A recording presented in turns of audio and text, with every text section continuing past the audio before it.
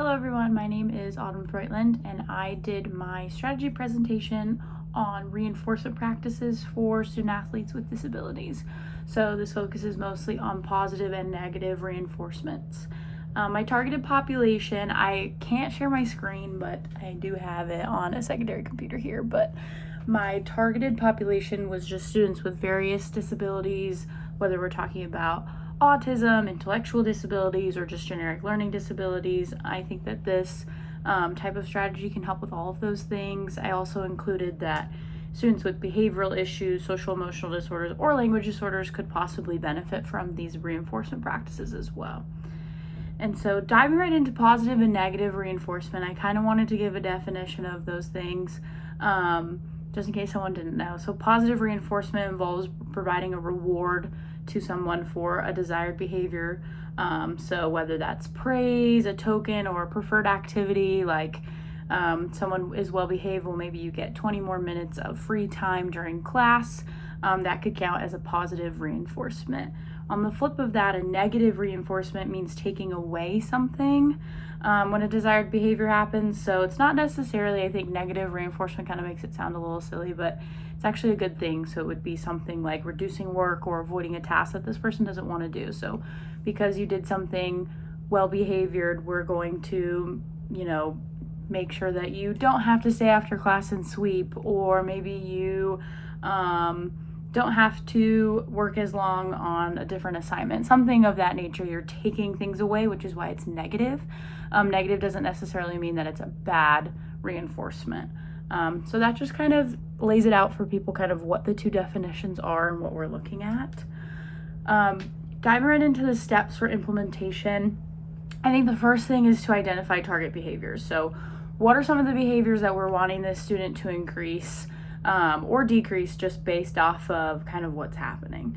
So I put as an example, maybe we're wanting to increase on-task behavior while decreasing verbal disruptions. My next step is choosing rewards and punishments. So for positive reinforcement, maybe let's select an award that is meaningful to that student. So whether that's verbal praise, tokens for a reward system, access to a preferred activity, what are the things that are going to help this student feel like they're seen and they want to continue these desired behaviors. For negative reinforcement, we need to identify something that can be removed. So reduced task demands, less work, or removal of a non-preferred activity was kind of some of my examples of kind of what are some of the things that we're looking for each student. Obviously, this will have to be picked student by student. I don't think that you can maybe pick like a generic thing, but obviously every single person is different. So kind of using this implementation specifically for your student. For my next step, I have establishing expectations. So set a clear expectation of when the reinforcement is being delivered. So are we doing it every single time this person has a good behavior, or maybe a certain number of times? So maybe it's like, oh, you were good all week, so we're going to be doing these things. So just make sure it's consistent with what you're trying to accomplish. My next step is monitoring progress. So we have to track and document the student's behavior, noting improvement and setbacks, and making sure we're adjusting the strategy as necessary. I don't think strategies like this can't be changed. I think as the student progresses, obviously we're going to want to kind of progress with that student. So we're going to change kind of some of the things that we're doing to help benefit them as they move on in their progress. My last thing for implementation is maybe just fading the reinforcement gradually. So as this student is continuing to exhibit these great behaviors, we're going to maybe reduce the frequency of how often we're using this reinforcement to encourage, because at some point, obviously, we're wanting these behaviors to be something they catch on to, that we're not rewarding every single time, but kind of becomes just a part of their daily progress. My next area is benefits of the reinforcement practices. I have 5 benefits. Sorry, I know I was supposed to be sharing my screen.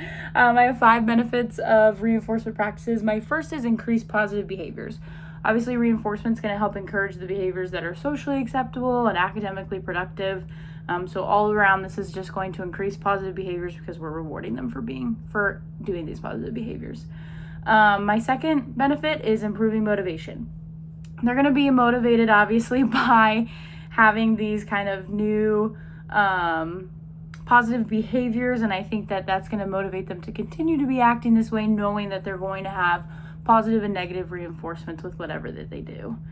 I put that it could promote skill development, so this can help build new skills for people such as communication, self-regulation, or task completion, just depending on, what disability this student may have. Kind of working with this strategy might actually improve some of those other skill sets that maybe we're trying to focus on in different areas.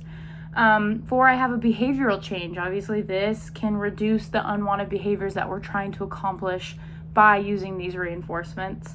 And then 5, I just put that this could empower students. They could gain kind of a sense of self-control over their emotions, over their attitudes, their behaviors, because now they're kind of understanding what is needed from them, what should they be doing in a classroom, what should they not be doing.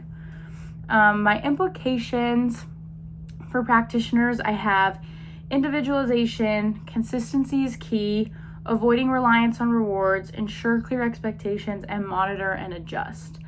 I'm running out of time, so I'm not going to go into all of them. I think the biggest one is just avoiding reliance on rewards. You don't want to rely too much on rewarding them.